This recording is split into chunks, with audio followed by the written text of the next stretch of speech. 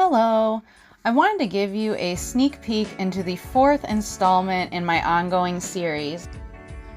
This series is actually taking way longer than I expected, for good reason, though I've had a lot of other surprise projects come up and commissions and opportunity to do a lot of public arts work and really exciting teaching opportunities, so not at all complaining. Things taking longer than you at one time expected kind of ties in with the theme of this piece, which is called Patience. This ongoing surreal portraiture series is centered around the fruits of the Spirit. Though this concept is a part of the Christian tradition, I want this series to still be accessible to a wide range of backgrounds and belief systems, and I hope that it can impart some sort of meaning or emotion or connection to each person that sees my work. I feel that these values really are accessible to everyone and are really just good principles to live by, regardless of the spiritual belief that they're attached to. Patience is certainly something that we all struggle with from time to time. I know I do. I feel like throughout my life as both a younger person and an adult, I've just been perpetually late to the party. That's kind of just my thing, and it used to really upset me, but I've just kind of gotten used to it at this point. And I really discovered that I was wasting a lot of my own energy while I'm looking at everyone else and asking myself, well, why did they get to do or have this or that?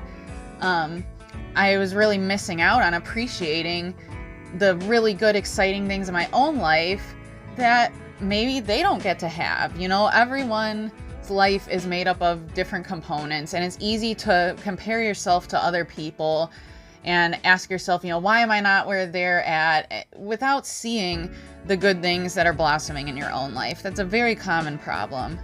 And certainly the beginning of this year, January through March, I had a string of disappointments where certain things that I had thought were going to happen and pan out just all fell through, and it was really hard to accept, and I got in a really deep depression, honestly, in dealing with that loss. But then come to find there's a reason those things didn't work out, and they were making room for me to pursue these new opportunities. And again, this is not an uncommon story. Each of these pieces have a different bird in them that symbolizes something along with the figure.